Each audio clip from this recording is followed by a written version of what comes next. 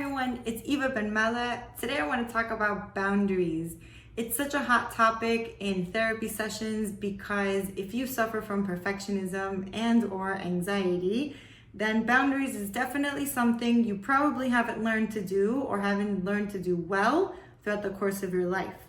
Why? Because as perfectionists, we tend to give much unsolicited advice, and we don't know what to do when we receive unsolicited advice from others because we want to make sure everyone's okay and everyone's perfect and we are showing up as perfect. So unsolicited advice is actually a version of a boundary crossing. That's why I'm using it as an example. And as many of you may know, perfectionism leads to depression and anxiety. What's anxiety? Anxiety is your imagination gone awry, right? It's all of the catastrophes that can happen in the future. It's all of the what ifs about how everything is going to go wrong and how you won't be strong enough to solve the problem. That's anxiety. So for us, when we're learning a new technique that has to do with our own self-care, such as boundaries, setting them creates a lot of anxiety. Why? Because we don't know how the other person's going to react.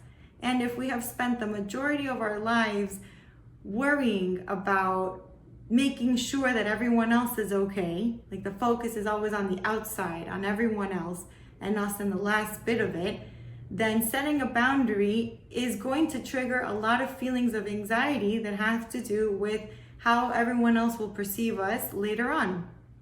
So learning to say no, learning to say, let's talk about this later, it's none of your business, thanks but no thanks, etc. And I'm being, pretty blunt about all of these things. I'm sure there's much nicer ways of saying it in conversation. That part isn't so difficult. The difficult part, and I think a lot of the emotional turmoil that comes up when we're thinking of and trying to set boundaries is because we're already worrying about the aftermath of the boundary. What is the other person going to say, think, or do? Are they going to stop being my friend? Am I going to lose my job? Is my significant other going to leave me? Is my child going to hate me? Is my friend going to start talking about me behind my back?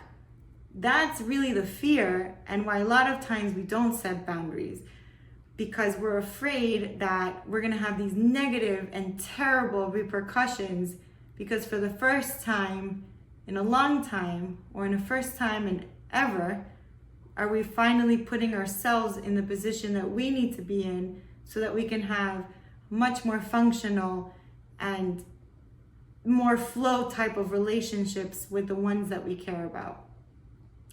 So I want to leave you with that, to have something to think through, because if you don't deal with the anxiety that has to do with the future tripping or the thinking about the what ifs after setting a boundary, it will be so hard for you to be able to set those limits and to be able to respect yourself fully. And this next piece goes out to my parent clients, because so many times, and I was definitely one of them in my own therapy, that I hear parents say, okay, well, I want to work on this because I don't ever want to do that to my kid.